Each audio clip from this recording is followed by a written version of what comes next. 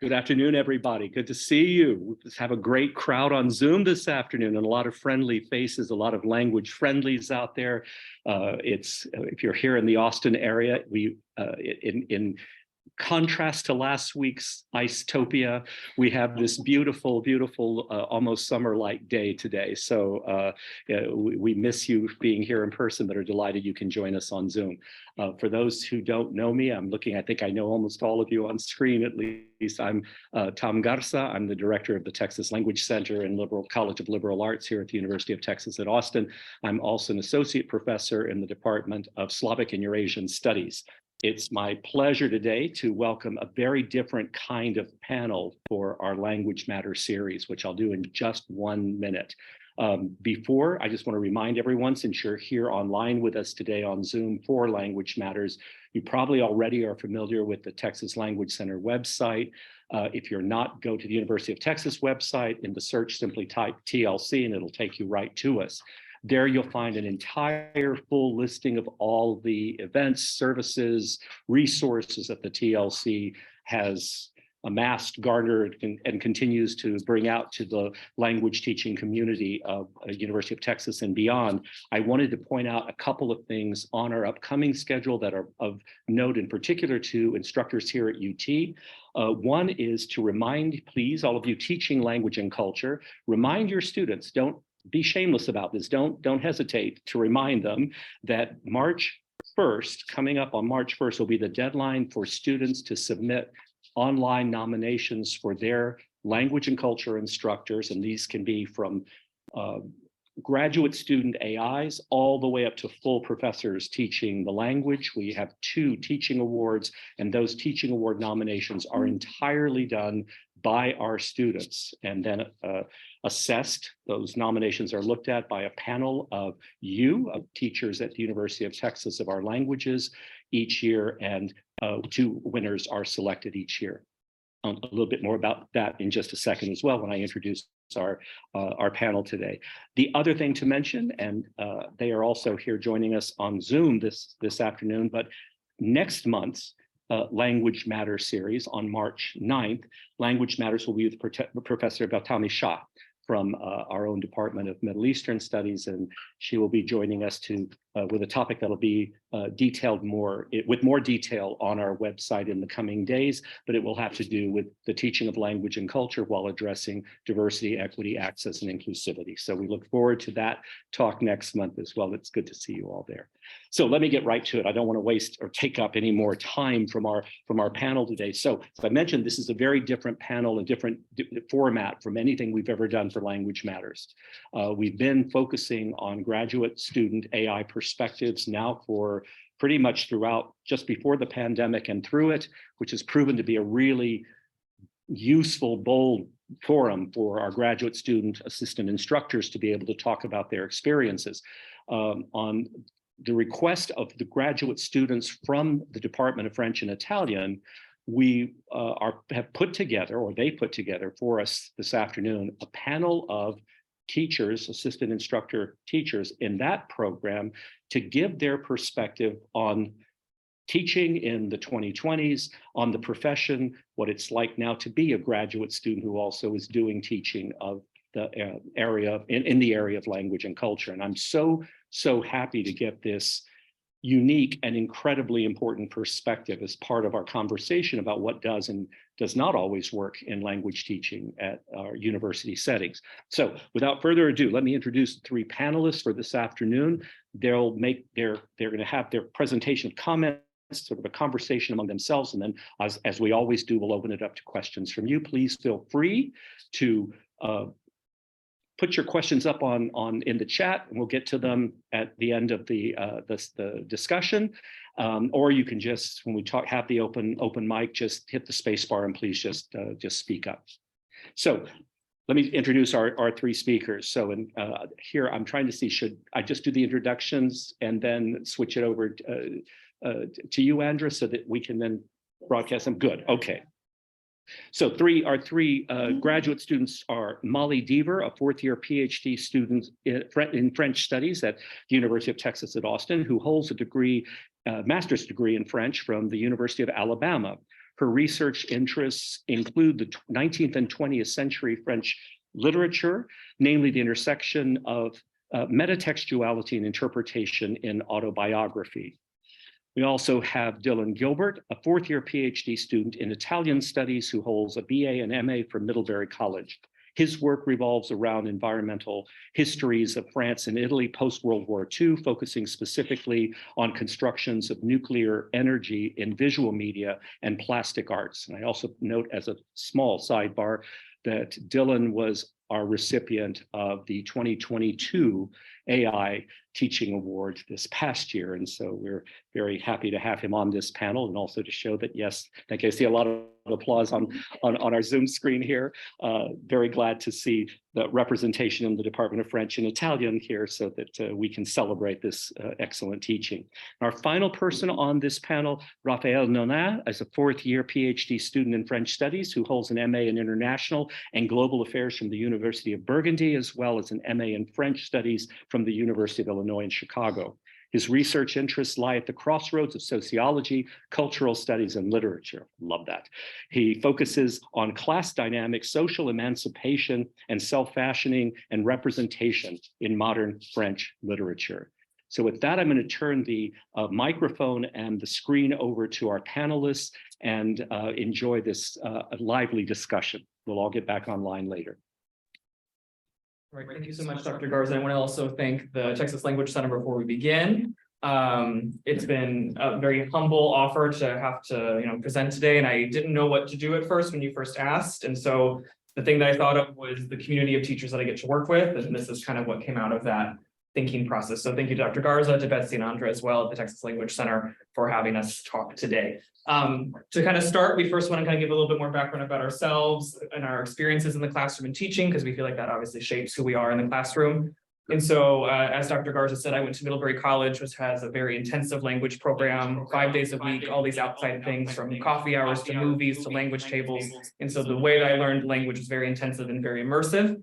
And then post college, I got to teach English in Italy for 2 years via Fulbright teaching assistantship. And then I've also worked with middle school students in Santa Fe, New Mexico, teaching foreign language and summer programs. And so kind of run the gamut between teaching high schoolers, adults, and middle school, both foreign and abroad. So I'll give it to Molly to talk about her experiences.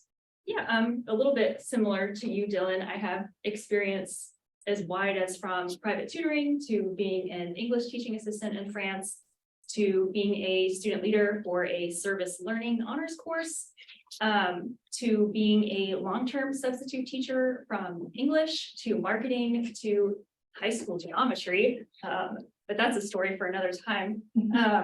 And now teaching at UT in our lower division sequence in French, and most recently having my first experience as an upper level content course instructor. Hi, everybody. So I am French, which means that I went through my first sort of career as a student in France, and I taught English at the time in France, and moved to the US as an exchange program at Amherst College, where I taught French in 2 classes, and then taught French also at Brown University, so private Ivy Leagues on the East Coast. Then moved to Chicago. I got my master's, also taught French. And here at UT teaching French again. Went through the lower division program, also taught an advanced class last semester. And I was part of the Lyon exchange program last summer actually, with wonderful kids who went to France for 7 weeks. And I sort of got to shop around them in my home country and sort of see the cultural shock that France was for them. But yeah, that's about all.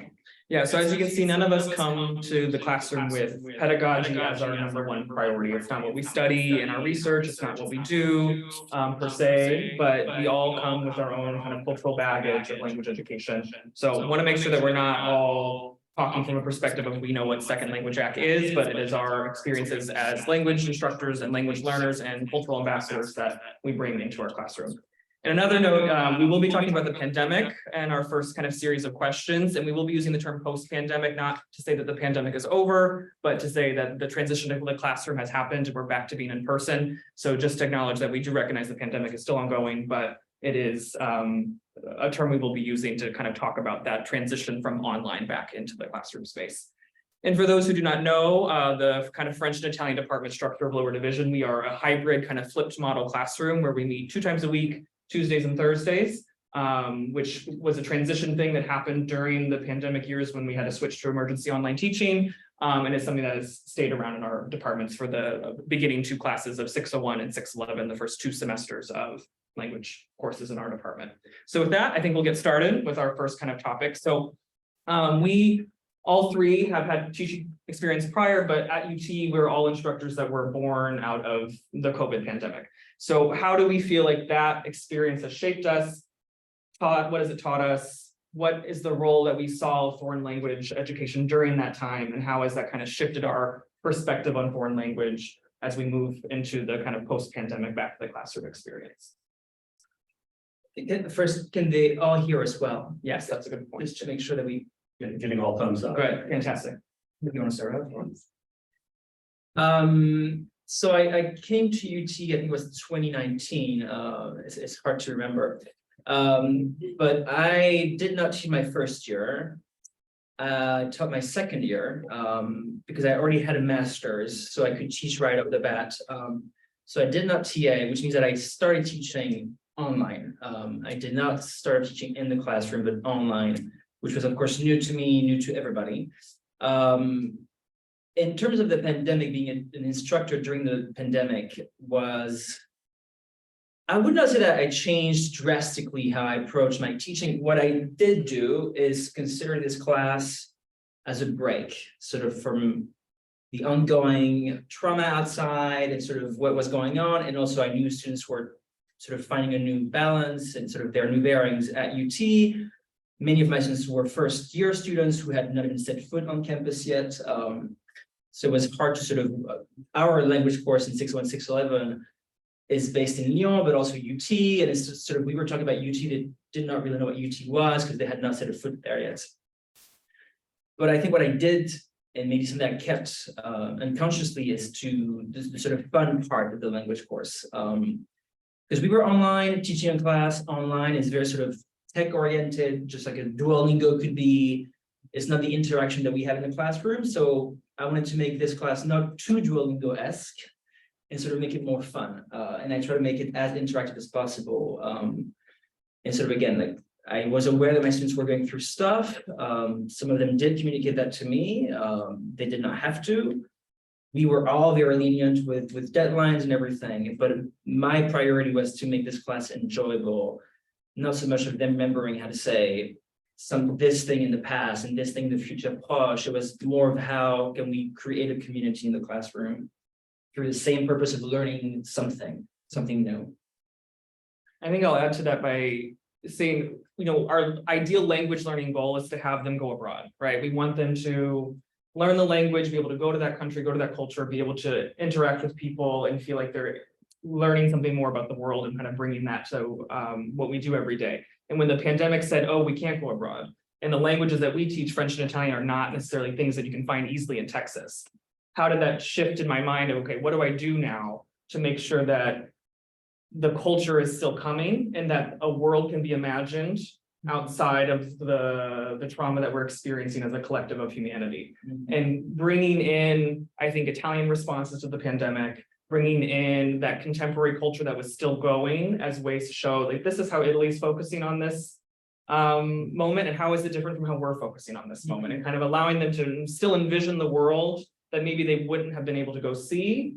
And I also think, especially being here in Texas, with having a lot of students be dreamers and maybe not have the opportunity to leave the country, I think that maybe reshift the purpose of a language classroom, is that it's not about the study abroad model anymore, but what are the other kind of skills that they can gain from a language classroom that isn't necessarily grammar and or learning the fun facts about Italy and things like that. You something to add, Molly?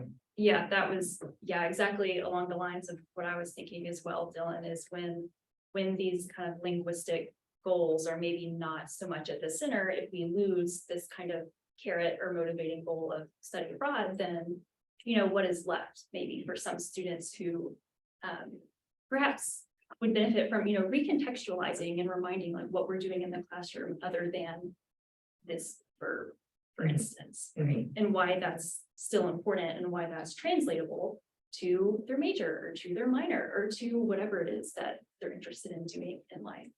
Yeah, I feel like I was having more conversations with students of how is a minor in Italian helpful to your career? Like, what do you get out of my classroom? You get communication skills, you get group working skills, you get cultural empathy in a way that maybe people haven't thought about. What is it like to live in a place where you don't know how to communicate or navigate? And I think I focused a lot on that to try to tell people that we are still valuable in the same way that maybe we were focusing in the STEM land of like, yes, medicine's important and health workers are important, but there are still these skills that you can learn within an intro level class online and still get a community that I mean, I was happy to see once we transitioned back to in person that students who had met each other online in my classroom were getting coffee together and we're hanging out together and like recognizing that my classroom was still virtually a space for that type of interaction. Because I'm thinking that so UT has an exchange program, well, not an exchange program, it has a summer program in Lyon in France and in Rome, actually, our department. And the program in Lyon got canceled twice for 2 summers in a row, which means that some students, considering our demographic here at UT, may never go to Europe, or if they go, if they can go, they will go for a few days, for a week. They will never go through this experience of living in France for a longer time. And it's something that was taken away from them. And I think to be recognizant of that in the classroom, thinking like, okay, you're taking this class, probably because you have to. Some of you want to take this class, but most of you are here because you have to. And we'll talk about that. But it's but you use the word carrots. There's a little reward towards the end of this, that if you continue and you actually enjoy it, you get to go to France and there are lots of scholarship for you to go, and it may not be that expensive, but now you can't go. And I think I was, like you said, I was really aware of this, is how can I rephrase and sort of, I'm bringing friends to you. And for now, I know it's not enough, but it's what I can do best as a cultural ambassador. And given the circumstances, we didn't know at the time when the world would sort of find a new norm, a new normal. So the best I could do was to bring friends to them. And I'm just one person, and it's my version of France, but I knew that this was the only thing I could do is they could not go to France. And I think I was really aware of this in my teaching. Yeah. Can you think of like a specific example of something that you did to? I mean, no, I don't think I have a specific example, because I think it's something I was doing constantly as I was teaching. I don't think I have one example in mind, because it was, again, like every exercise was approached through the lens of how can I make this more cultural? How can I make this more sort of opening a whole new world to them that at the time was unreachable. But I don't think I have one particular example to give, no. You have anything, Molly, you want to add? As we Yeah, transition. Yeah, that, or some of that conversation does kind of lead me to transitions in terms of, I'm not sure where we're headed next. Go for it. Okay, yeah, in terms of, like you mentioned, Raphael, acknowledging, the students who simply need the language requirement and need to move on. And that's something that I think is very, very important, that we really, verbally acknowledge the presence of those students in our room, because they're in our room. And they may very well be the majority of our room. And if we're lucky, we might get some who really want to go beyond, and that's awesome. And I know, Dylan, you've had great experiences with students who wanted to minor in Italian and who have continued to pursue. Yeah, when I took an aerospace major and turned them into an Italian major only. I apologize to their parents. I'm sorry, but that happens. Yeah, and so just in that vein, one thing I do is like day one and also the last day, I just acknowledge the presence of those students in our room. And we have this quite kind of fun moments at the end of teaching 611, the end of our lower division sequence in the fall, where, I was like, special shout outs, end of semester kind of goodbye, special shout out to those of you who are officially done with your language requirement at UT. Never have to think about French again. Like, I see you, I'm proud of you. And we had a big round of applause. We had some whoops, we had some fist pumps, like it was a great moment. And, I really want, those students to feel validated in the classroom and feel successful, and that, success does not mean necessarily continuing with the language, and it doesn't mean, going on study abroad, and that's not the case for everyone. I'm not sure how we got there, but That's that's what got where it you. brought us. Yeah, I feel like, I think Goff and I have talked about this often, is that students come into our classrooms and they were like, when are we gonna be fluent? Yes. Right? Like, when am I gonna be fluent? And that's like this big question where it's almost like they take the learning that they've had from their whole entire education, and that I will master something. And then I will be right, and I have to be right, and I have to be right, and I have to be right. And then eventually by being right, I will finally master that thing. And that's just not how language works. And I think our classroom forces a student to have to recognize that learning is not about right. And that fluency is a goal that I always say in the beginning of every single class of the first day is I take fluency and I literally hold it in my hands and I throw it in the trash.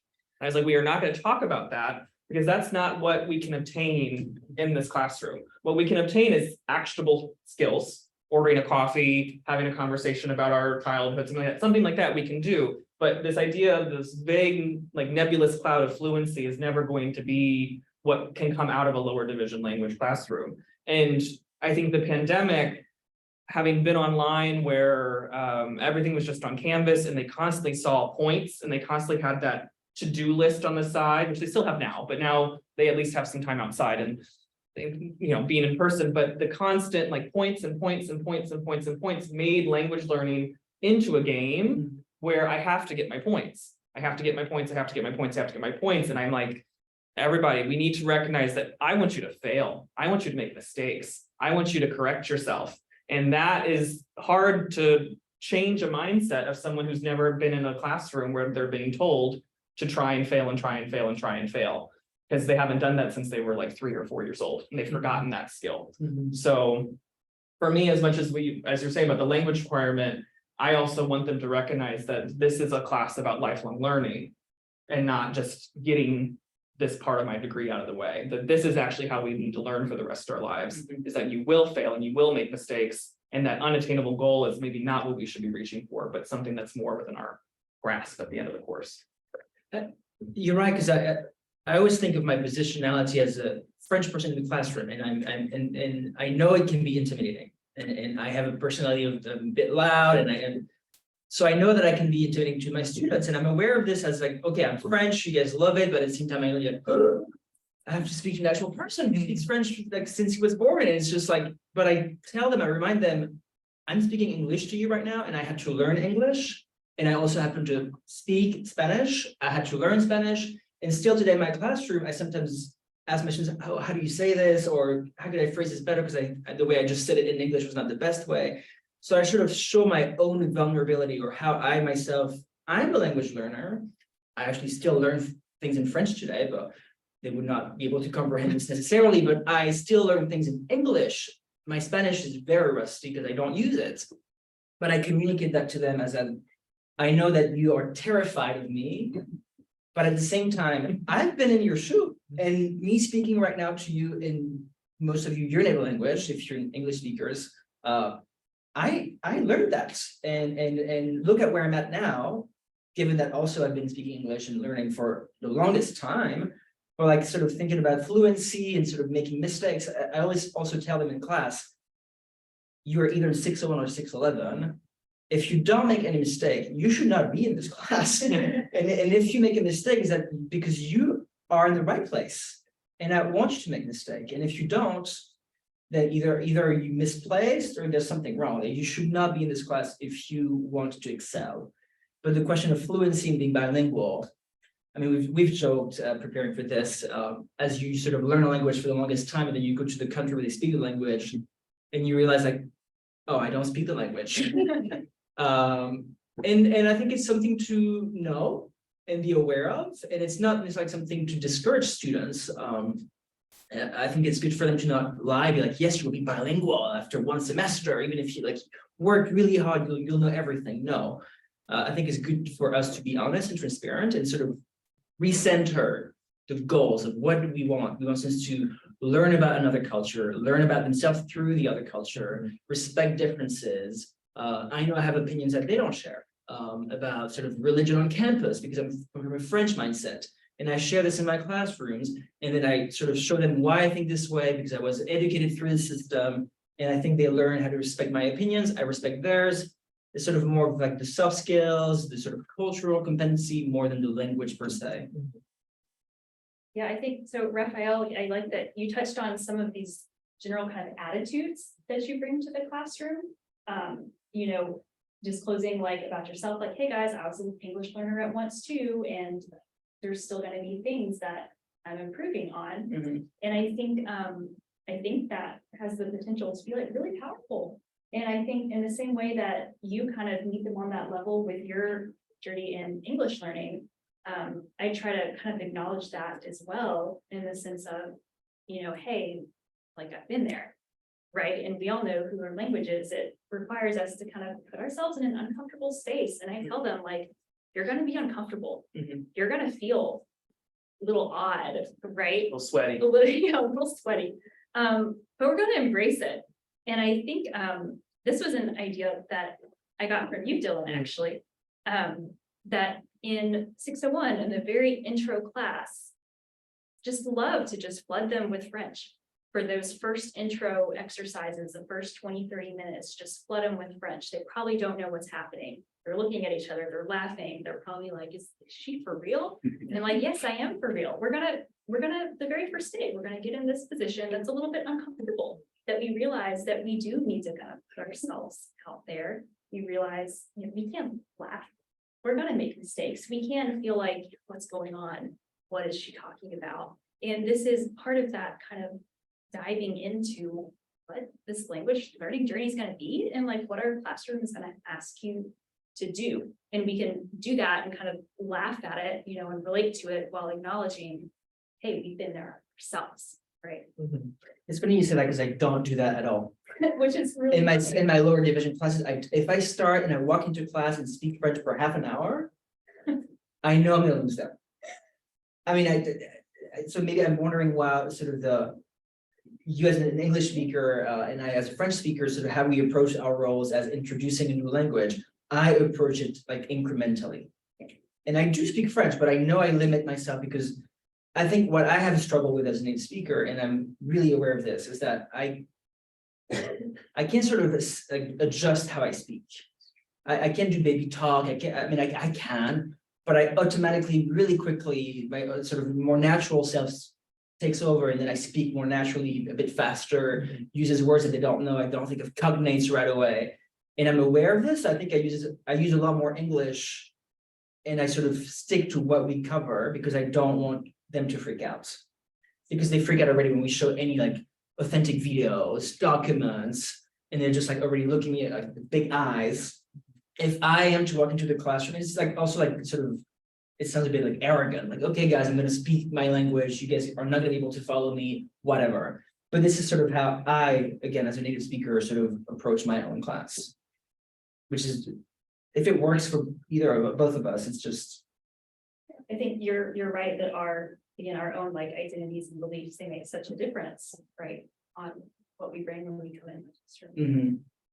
I think from my perspective, as someone who doesn't really have any stake or claim to Italy, like when they sign up and they have every other Italian name to pick and they get Gilbert, because they often don't know who they're signing up for, but then they get me, I feel like I, in a sense, need to stake my claim that I do know what I'm talking about. And that's on day one, where I also want to model that, like, if you work hard, you can attain a certain level of competency in this language. But I do feel like there is a part of me that, because I'm not Italian American, I don't have any cultural ties out of what I've kind of built out of my own life, that I want to make sure that when they walk in, that Gilbert is not just going to be the one that didn't know how to speak Italian. Like, I want to make sure that they know. So that's when I did speak French, or when I did do the French class for the one semester, I was like, well, at least they can look and see it's Gilbert, and maybe they think that's French. But on this end, But at the same time, I think like you saying that to them makes them maybe a little more like, I can also minor and major in Italian. I have no connection whatsoever, but I'm interested. And I think that's often a problem in Italian studies, is that there's such this tie, like, oh, it needs to be cultural, you need to be Italian American, you need to be this. But I love to talk about my friend who was an Italian major at Middlebury, who was first generation American, Mexican American from Los Angeles, and she, took Italian because she needed a language and she didn't know what to do. And as so many students that we have who know Spanish, they fall into our classes just because it's the easy route to go. And she just fell in love with the classes. We became friends, and she studied abroad in Florence, and she had this crazy, amazing time. She dated a man named Cosimo for a while and would always buy her French fries and gelato and all these things. She's all these amazing stories, and I love to bring her to my classroom because she is a model for so many of our students in our class. So my Black and brown students, like, Italy is accessible for you. Yeah, it may be a different type of Italy and may not be the one that, someone who is white passing might experience, but that is still something that is accessible for someone, especially a monolithic culture, one country that Italy is. Like, we don't have Francophonie to talk about, really. We just have Italy, and to show them other aspects of the country and to know that they can too have a, their Hilary Duff win in Rome on a Vespa type of moment from the Disney Channel that they grew up with. Like, that can still happen for them. Yeah. They make it their own. Yeah. I feel like I wanted to ask both of you, because you have taught an upper division and now you are teaching an upper division. So your approaches to the lower division are different. So how do you feel like you guys both approach an upper division course where it's not so much about grammar, it's more about conversation, more about culture, more about literature? Well, I'll say one thing that I've done exactly the same so far, whether in lower or upper, is, the very first day, acknowledge that foreign language speaking anxiety, right? No matter if it's the discomfort of the 601 or the discomfort of the 325, you're going to have some students that are uncomfortable, right? So that's actually, obviously there's plenty of differences, but it's also been a learning experience so far to reflect on the similarities. So that's one practice that I have kept transitioning into this upper division teaching. So I'm going to do the opposite. What I do not maintain, I said I was not speaking French right away in lower division. I taught 320, which is an advanced course. And I had in my class actually students who were with me in Lyon. I spoke 1% of English the entire semester. I spoke mostly French, even like complex, some complex cultural sort of ideologies or sort of things I would sometimes use English. But I most of the time, like 99% of the time, spoke French.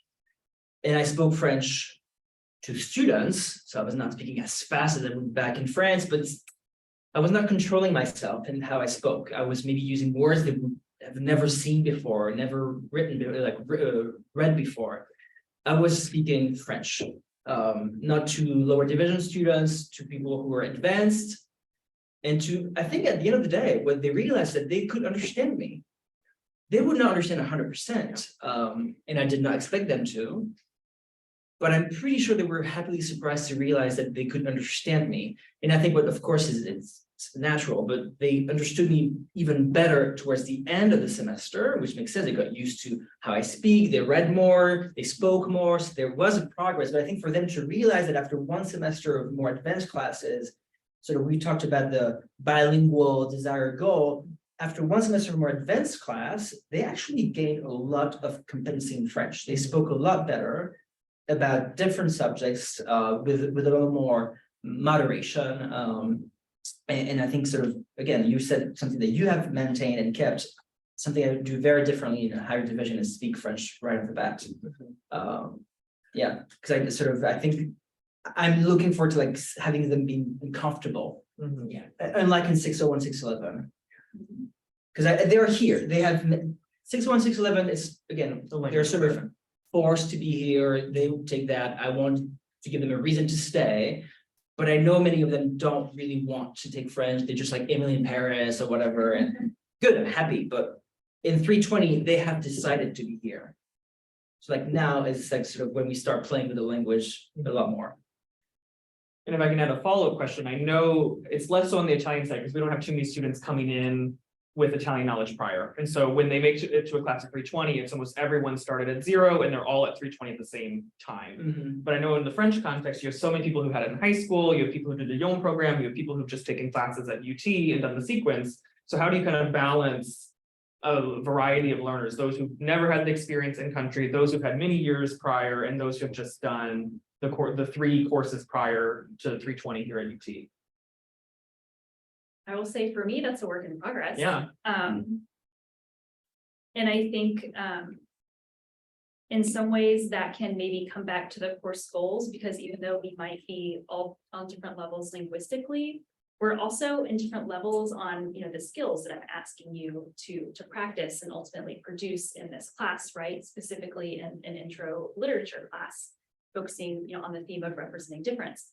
So, a lot of what I want them to gain out of the class, and one of our course goals is that, we're thinking critically about representation, and we're getting both the analytical and linguistic skills, right, that we need to approach a complex text in the target language, right? So to that end, to that end, I will just say, I don't necessarily have a response. It's a work in progress, but yes, there are linguistic differences and also just these content analytical differences as well. And I think it being an intro literature class, this might be the first experience some of them have with this kind of thinking that we're introducing them to and asking them to think about. And so to that end as well, I'm trying to, I think, meet on that level again, connect in that personal way in the same sense that I might in 601 about speaking anxiety. So for example, I think maybe a sincere and a well kind of place, real life anecdote can go a long way in terms of, day one, I told them, I was like, some of you probably, again, this might be your first time you're thinking about some of this, and that's exactly where you're supposed to be. And I'm like, when I took my first French Lit survey class way back in the day, the first text we read was La Chanson de Roland, the Song of Roland. And if you know it, you won't forget it. I'll say that much. And I told them, reading this text in my very first Lit class, like, it made me question everything. I was like, should I be a French major? Should I even be here? Like, what am I doing? I'm just not getting this. Like, why am I not getting this? And so I shared that little anecdote. A few of the students who had read Chanson de Roland had a little laugh. But I don't know if that answered the question, but yeah, and I think that kind of speaks to the point that in all of these classes, right, they can be such a personal space and such a special space that students might not get elsewhere on campus with these larger class sizes.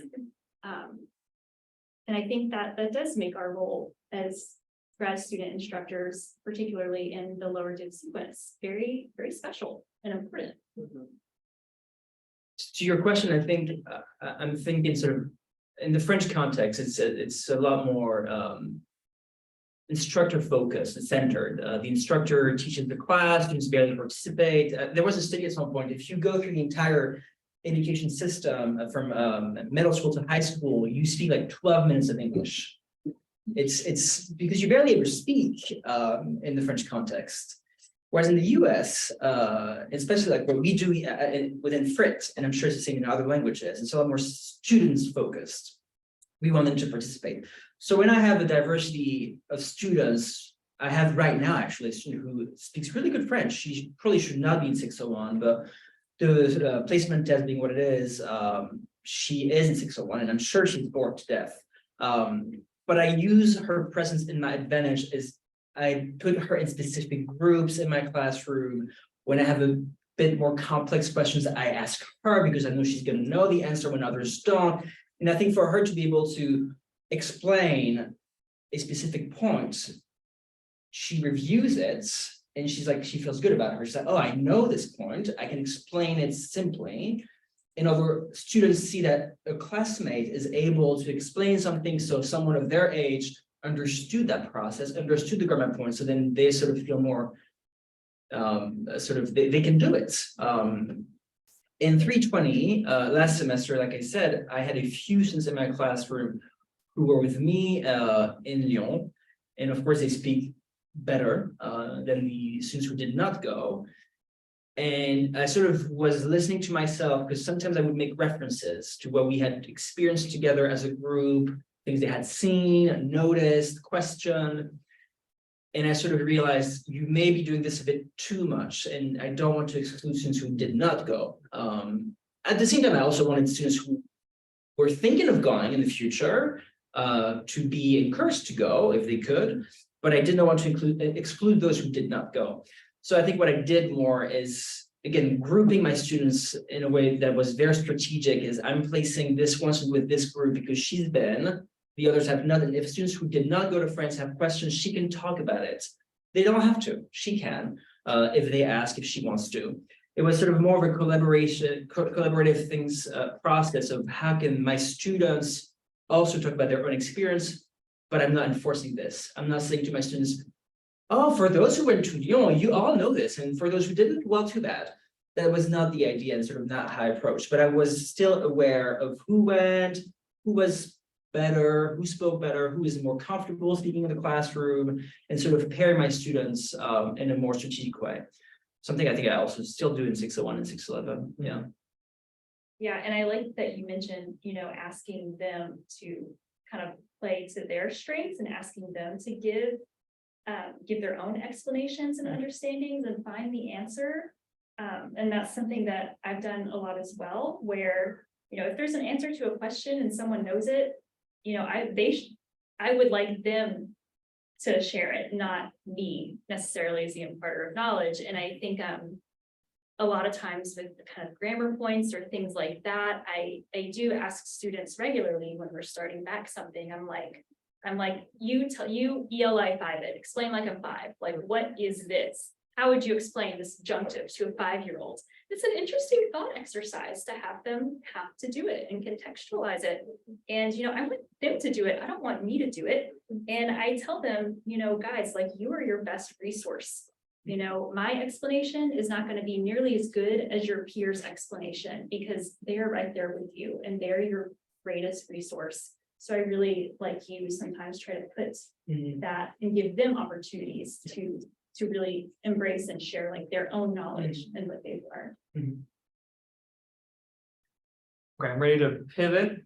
I think this will be a going back, because we kind of talked about the language requirement, but I kind of want to bring it out further to more like the university scale and kind of where we see foreign language at the university as a whole, whether just UT or different institutions that we've been in. I know Molly at Alabama, they're changing the foreign language requirement and removing it. Is that right?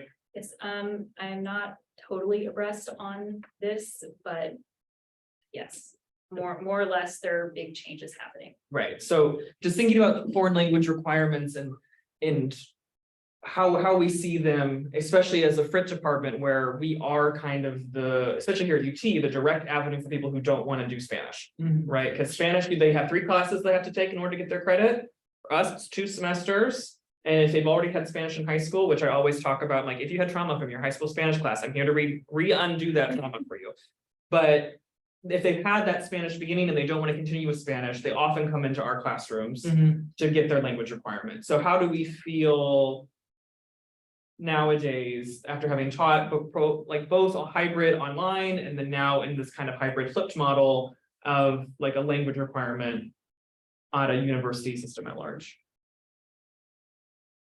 I can also start if you'd like me to start. Why don't you start? Okay, I can start that one. Yeah, I feel like as humanities, I feel like we're always under threat, right? Like we're always being pushed into like, what is your value? What is your purpose? Especially as STEM has gotten stronger and stronger and stronger. And the emphasis of, I think, many students feeling like they need to go into STEM in order to have a career of some sort that does earn money. And I think often of my friends at Middlebury who were first gen like I was, thinking I needed to do something that had a practical skill attached to it. And language, as practical as it is, doesn't seem to fit that category of practical skill anymore, because we're kind of being forced out by, well, there's a translator for that, or there's this for that, or everyone else, especially being like a monolingual English kind of country, like, oh, if you know English already, then why do you need to know this? Because everyone else is learning our own language.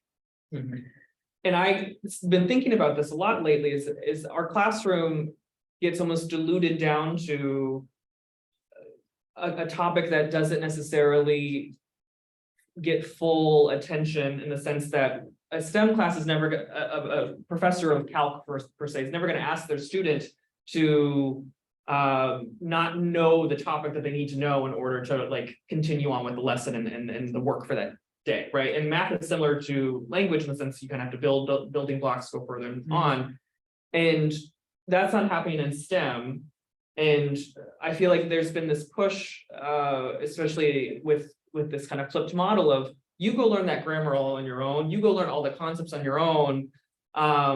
Whether you do that good or not, that's to your time and to your energy. And when we're forcing so much of that work outside of our classroom and saying our classroom time is so limited and so specific, I wonder how we even still give value to what we are even doing when, you know, a student who may be working or a student who has to help out with their family doesn't have the time that we would normally have given in the classroom. Ooh, recording in progress. Here we go. Oh, now we got the echo. We got the echo. We good? Yeah. Okay. Okay, we good. Nope. Still hearing. It's still on. Okay, we're good. Okay, we're good. Well, we'll keep going. All right. Of looking at our classrooms as things that have skills built in with them that aren't just, though it's not a tech skill or a science skill, like learning what an adjective is and learning how a verb works shouldn't be the most complicated thing my student sees the whole day, but sometimes it's treated as the most complicated thing that the student will see. When I know they're taking organic chemistry and I know they're taking Calc 5, why then does the imperfect tense become the most challenging thing that they have ever come across? And I think that's just how our classrooms have been kind of sliced and diced, especially here now with this hybrid model that, oh, the onus is on you and come as best prepared as you can because we got an hour and 15 minutes to make sure you get enough speaking in, right? I'll let you guys. I think what I am realizing maybe a bit too late, but I'm still in training, obviously, is we expect students to do the homework on their own and sort of and do the Google that they need to do to learn the grammar, because in class we're just going to review and practice.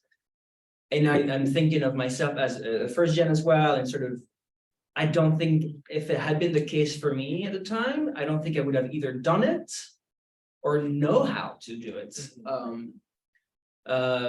It's a conjugation. You have the root and then you just change the ending, and the color coding, if you change this ending, and oh, you realize that there's not much that changes, and things that I now realize that I think as a student myself, not having parents who could have explained this to me and sort of not, I don't think I would have had the capacity or the awareness of how you learn grammar, how you writing repetitions, writing lines, whatever works for you, or even finding what works for you and how you learn. And I think it's something I should really do more and do as soon as I can, is to tell them, we expect you to do this on your own. It's going to be difficult. I'm available to help, but be aware that we are not going to do this in class. And I think we need to shift their expectation, because they think that they're going to come to class, we're going to do grammar. They're going to be bored if we do that, but they want it, which is, no, you don't. We are here to practice, which means that you really need to take the time to do this. You really need, not before class, like the night before, at the very least, you really need to spend time, figure out what works for you, how you want to memorize the vocabulary, how you want to know the grammar, how you want to understand this concept, because we're not going to do this in class. And I think I probably don't express this enough, because I know how the course works. And I think I sort of have a hard time looking at the course with fresh eyes, like, oh, because I know how it works and I know my language. So I think I have a hard time thinking, oh, my students expect us to do grammar, expect us to go through this, expect me to explain everything. No, and I think I need to really remind them from day one, you're on your own. I'm here to help. I'm here to assist.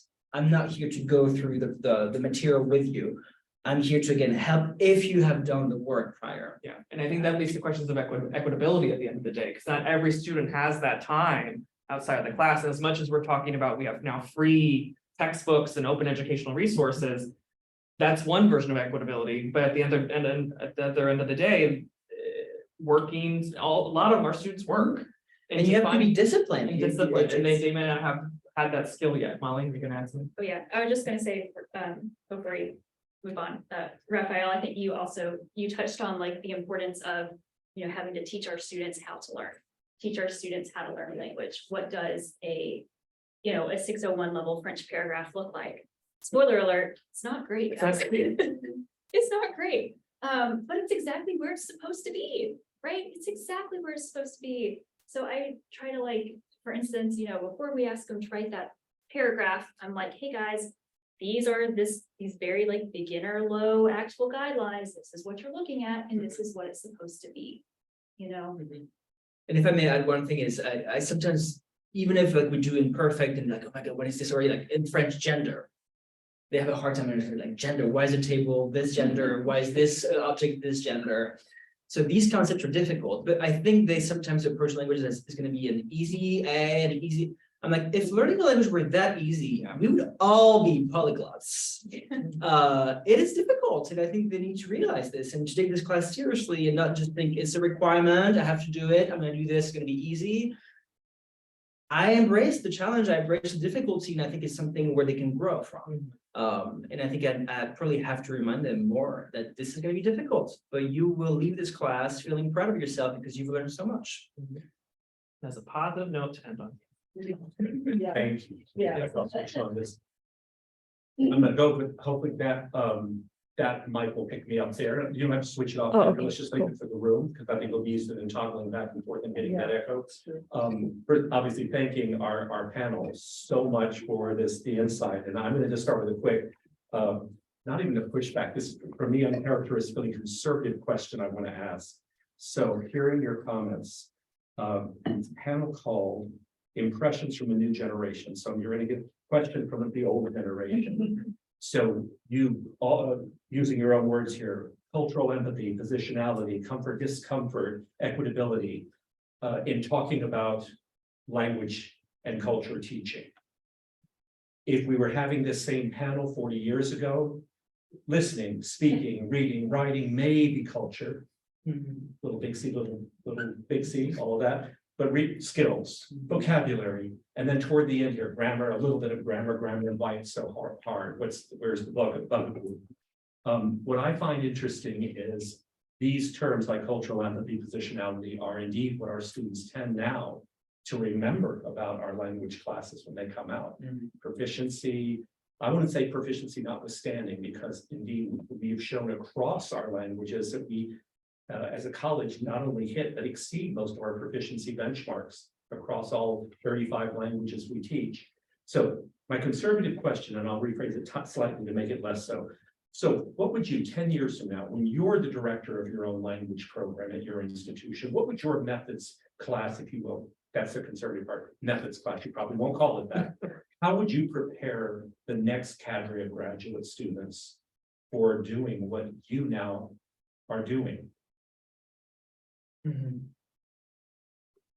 I think one point that Raphaël made was that we had to learn on the fly as much as you all were having to learn on the fly as directors of language programs. We also kind of had to learn on the fly with the switch to hybrid. And so we did not learn in a flipped classroom model. And so I feel like for us, we really had to reposition our own sense of what a language classroom is, still staying true to how we want to teach language, but still work within the new confines that we've been given. So I feel like I personally would want to make exercises where the boxes are really tight, like give the constraints of what they have to do and be like, work within that box, if that makes sense. Because I feel like that's what we've been asked to do right now is like, here's your tight box you have, you see them twice a week, you have an hour and 15 minutes, and they have to learn all the things online. How do you still make it work within the classroom setting? And so I feel like I would want to structure whatever the methods class would be in a way like, here are your constraints of what you have to work with. How are you going to make it happen? Gosh, I'm still thinking, guys. Raphaël, if you have something on your mind. Go ahead. Oh, thanks, friend. I mean, okay.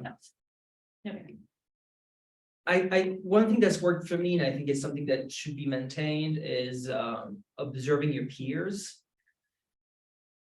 and your mentors. I think each of us, we have our own style, and I think you can't force a style on someone. You can't. I'm this way. You and I from Somali. We know each other really well, I would say, and I know that we teach very differently. But at the same time, I think both versions of our teaching works, and it works for our own good and for the students, and they probably learn different things, and I think it's complementary. And you don't want to be teaching the way I do, and I don't think I want to be teaching the way you do, because it's just not who I am, and it's not who you are. And I think, but coming to observe you nonetheless, I can see like, oh, Molly is doing this in her classroom. I think I should implement a version of that that works for me, but it's still sort of, that's something that I would have not done had I not observed Molly, and vice versa. And I think observing your peers and seeing that your peers can struggle as well, that even your mentor, even people that are sort of in charge can also be Nancy, I think, is online. She also went through, despite the experience she has, she went through the transfer from in class in person to online. And I know she also was like, how do we do this? And I think for me, as like a young grad student who's learning, to see Nancy, who has so much experience, has built this program, and be like, we're gonna go through this together, was extremely reassuring. I'm like, okay, even her, she doesn't know, and we're gonna learn this together. And I think it's sort of, again, we want our students to be vulnerable. I think it's also good for the grad students who are in the classroom to be, because we sort of embrace this collective vulnerability with our peers, with our mentors. And I think it's something that I appreciate, and it's something we should probably keep doing. In terms of this kind of thought experiment, the first things that come to my mind are the things that I would keep. And those build off of your comments, Raphaël. You know, I would keep this idea and this practice that, you know, we're not teaching in a vacuum, whether it's, you know, the vacuum of the students' lives, the student as a whole person. You know, French is not their priority every week, or even maybe every month, right? But we're not teaching in a vacuum to the student or to our peers.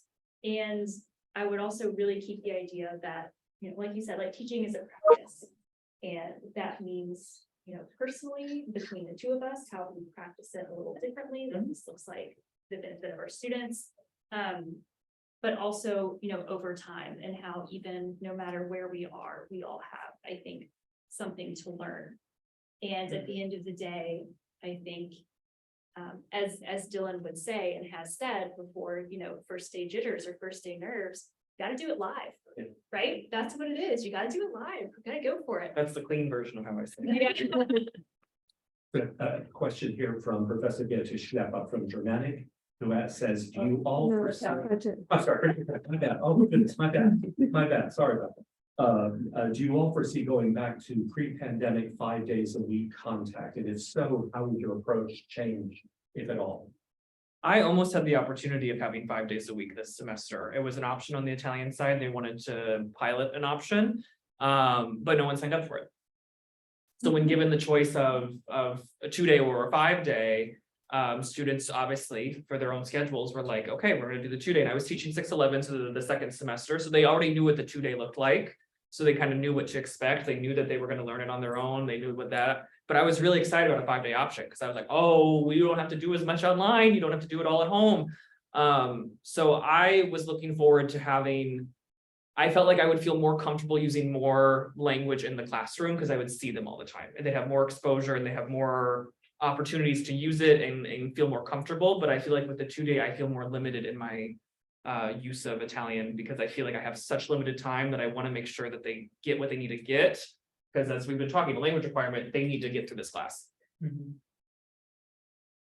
Yeah, I mean, for my part, I'm kind of who knows on this. And again, a lot of that is, like we said, this is a product of my training and my own, you know, practice and starting out here as being this kind of hybrid post-pandemic thing. So this is really all I have known. And obviously it contrasts greatly to how I first learned a language in high school, but that's kind of apples and oranges to an extent. As a good scholar, I'm going to say neither. I would say 3 days a week, for instance, is a good balance. 5 days a week, I think, is too much. And I will even be honest, even for myself, as a grad student who has to do research, who is not a full-on instructor, 5 days a week would be too much. I taught 320, Bea knows because she's in charge of 320, and it was 3 days a week. It was Monday, Wednesday, Friday. And that worked really well. Students had time in between classes to sort of process, go back and look at it, prepare. Right now I'm teaching Monday, Wednesday. And when I leave class on Wednesday, I don't see my student until Monday. which feels like forever. And I see them in class on Monday, like, wow, what have you guys been doing since then? And it's too long. It's too long of a pause in between classes. I think 3 days a week will be better. 5 days, I think, is a bit too much.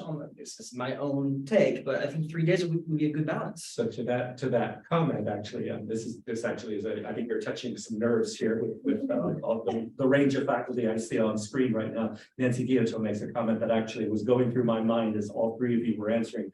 She writes, many instructors wanted to return to 5 days a week, but then no one was actually willing to be in class teaching 5 days a week. Now, there is a bit of irony here as when we switched, goodness, what has it been, Nancy? I'm thinking 10, 12 years ago to the 6-6 model for the first time. Slavic was one of the first languages after Arabic to do this. We went to the 5 days a week, so an hour and a half on Tuesday, Thursday, and 1 hour on Monday, Wednesday, Friday, and found that it was barely enough to do this model and for 6-6, trying to get to kind of the proficiency level 2-semester requirement done in 2-year requirement done in 2 semesters. And so we were looking to add on a second 1 hour a third, I should say, 1 hour section to a Tuesday, Thursday schedule. We were actually going to 7 hours. As you know, there's a lot of history here, but it is this question. We were looking, how can we squeeze out more hours to be able to manage to do the kinds of things necessary to hit these proficiency benchmarks, we hadn't even really looked at things like the flip model at that time and so forth. And Nancy's point is well taken. We got very soft. And I'm saying that with all due respect and deference to myself as well. I'm not sure I could get back in the classroom 5 days a week again. I don't know if I could do it. But that seemed to be at the time what it took to hit the benchmark. So it's both a question that's, do we want it versus do we need it? As in, is this part of what, if we are going for proficiency-oriented instruction to reach, say, intermediate, mid, or high by the end of 1 intensive year or 2-year regular term sequence, is that what we need to do? I'm looking to see. We've got a hand. Oh, I said a hand, yes, my bad. There it is. Pat, please. Yeah, I just wanted to ask the panel if you have, Oh, can we hear on yours? No, I don't. Oh, if you could turn your volume on. it is on. Can you hear me now? Actually, I think I can do it here. I got mine. There we go. I just wanted to ask the panel if you know how many hours per week your students spend on their French class. There you go. And do you know how many hours are required for accreditation? Maybe not. Okay, so for accreditation for a 6-hour class, students are supposed to be spending 18 hours a week on their course. They're not even close. I, a few years ago, did just the sort of sampling and looked at the average number of hours students were spending in 601 and 611. For 601, it was 6 hours a week. And for 611, it was 7. Okay, so when the students say that they don't have time because they're working or they've got clubs or they're doing extracurricular activities or what have you, keep in mind, you know, that what we have to deliver for accreditation is instruction that adds up to what the state and the regional accreditation bodies tell us is appropriate, and that number has not changed. Tom, you can correct me on this, but I know when I was an undergraduate, it was the same. 3 hours per credit hour is what the students are supposed to be spending. So what I wonder is when you say they don't have time to do the work online, why is that? And why, if they don't have time to do it online, why is it better for them to be in the classroom? And how does that change the amount of time that they spend? So I just wonder if you have some insight on that, you know, given personally, I teach online most of the time, so I'm not in a hybrid setting, so I'm just curious about that. I'll jump in. I think you said 16 hours, but 18. 18 hours.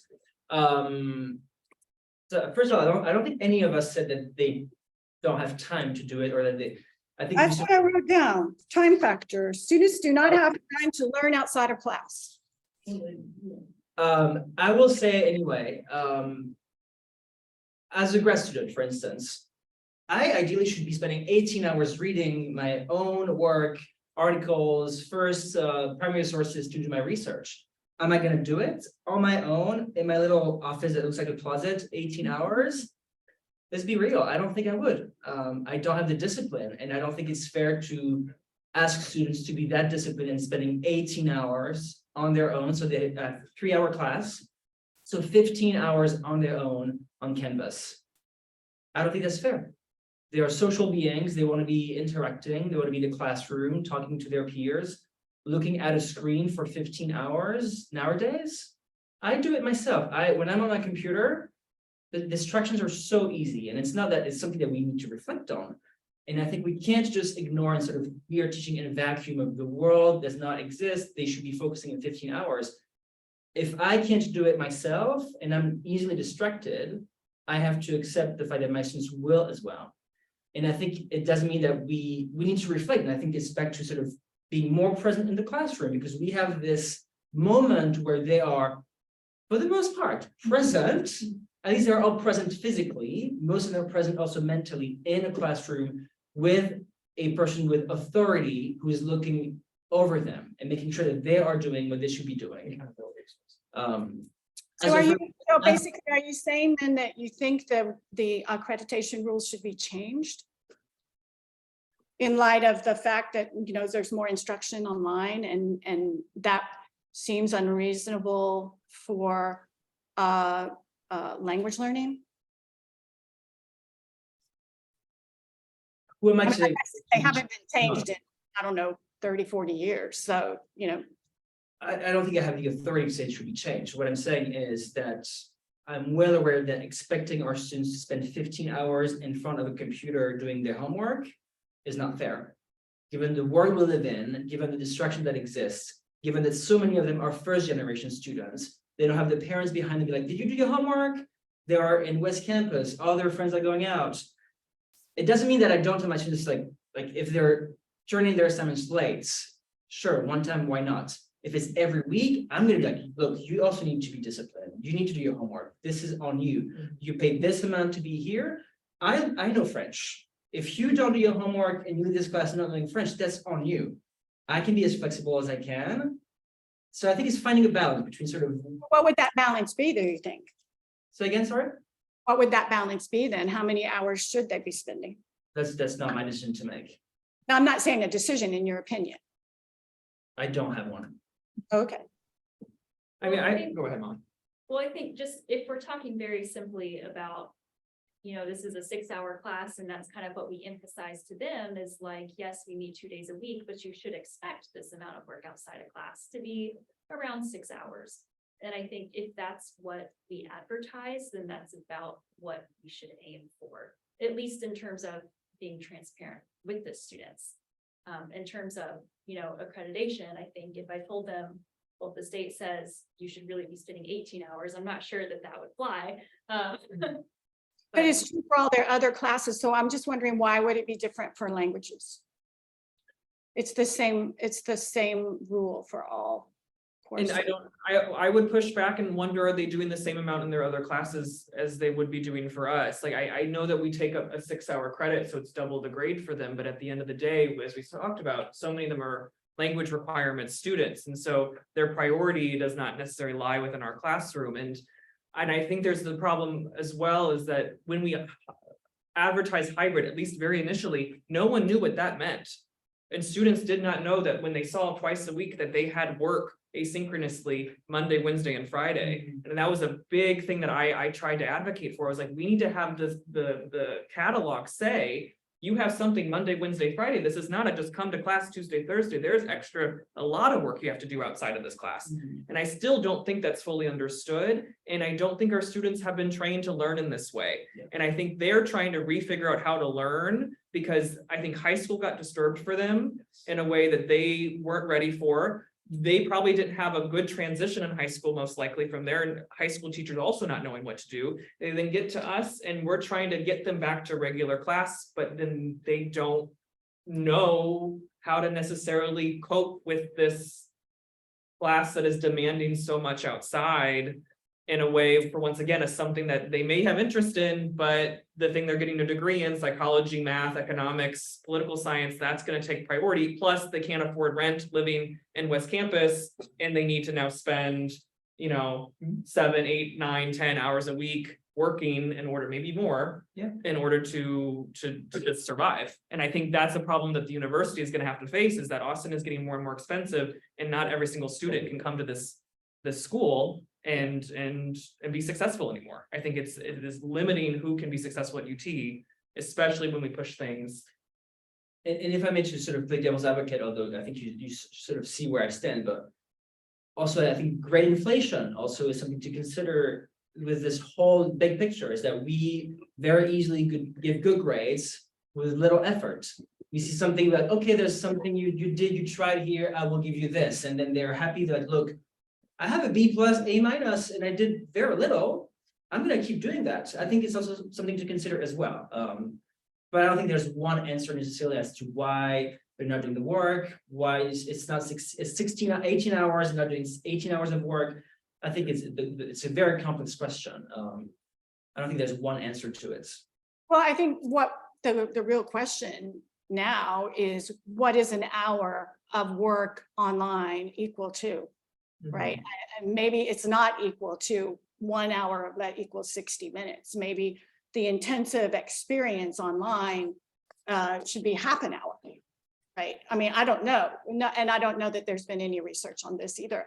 But it does raise an interesting question for all of us, in terms, and I have to say, from someone, from the perspective of having taught at the at the higher level, the course that's the follow-on course for the 611 students, we have had issues with students who came in, and when we told them, this is a 3-hour class, you're supposed to be doing 9 hours total of work every week. And they were like, well, we didn't do that in 611, we didn't do that in 601, right? And, granted, the pandemic had an effect on all of this, right? So everybody was scrambling. But I think what you're saying is the student expectations have to be well defined. And I think we're just at a point now where we're starting to think about, wait a minute, what does that mean in light of all these changes, in light of the technology we're using? That's something that the three of you are obviously going to have to face in your careers in ways that, Nancy, Tom, and I have not had to quite yet. Yeah, indeed, I think as I'm trying to be mindful of the clock here as well for everyone. I know who needs to move on, where some of you have already had to sign off. I think we are just to that point in empirical research, empirical data being gathered in post-pandemic times, of trying to balance the early work done in the late 80s, early 90s, using the old ILR scale of how many contact hours in the Foreign Service Institute did it take our diplomatic corps to reach certain levels of proficiency in the 4 various categories of languages, which we've relied on for the last, 40 years as a benchmark, on which so many of these now, I'm sorry that this is not an assault on anyone other than the educational system itself. They're out of date. I mean, the idea that we can put an hour requirement on what a student needs to be able to reach certain proficiency levels. That was, I think, part of, and I'm trying to look at Nancy here as well, part of our decision to move toward a proficiency benchmark rather than an hour benchmark for our language courses was specifically to try to say it takes different students different amounts of time to hit that mark, and therefore different learners are different. They're all creatures of identity, and so as we have moved to that, I do think Pat, goodness, that the end of the day is starting to weigh on me here. Sorry, Pat. The point that yes, this generation of language instructors, world language specialists, will have a very different set of issues to face both post-pandemic and simply in a world that is going to be relying much more on the technology that we're using right now for this panel. In fact, that meeting face to face, even though I was looking at Beatrice's last comment before she had to go, said, there should be more contact hours in the classroom. In my opinion, online learning should be supplementary, not the heart of the course. And there's part of me, again, as the language learning that I did was, yes, very much in that face-to-face modality. And yet we know from the post-pandemic experience already is that learners are very much different in their desire to be in class, online, hybrid. There's kind of no one size fits all anymore. So with that, I just want to say how grateful I am to all of you for joining us this afternoon. Really, again, thank you, Nancy, and all that. And please thank our three amazing panelists. Thank you. And what I love about, I actually kind of my heart singing here on this 5 o'clock hour already is that, you know, for the last 2 years, we've been having our graduate AIs and handling most of our language matters panels and our sessions, and they've just been fantastic. But what's been so special about today was to kind of get this embodiment of who our AI instructors really are and where their head is at in their classes. And I think it's just so reassuring to know just what good hands our students are in our classes. So thanks to all three of the panelists. Thanks to all of you for joining us. Once again, I do hope you'll join us again for our March 9th, Latami Shah's presentation from Asian Studies. I think I misspoke earlier. She's from the Department of Asian Studies, and she will be doing our next language matters for us. Thank you all so much. Thank you again to our panelists. Thank you, everyone. Thank you so much. Take care, stay healthy. Well, I hope you all have, well, you obviously have electricity, but let's keep it going, the electricity.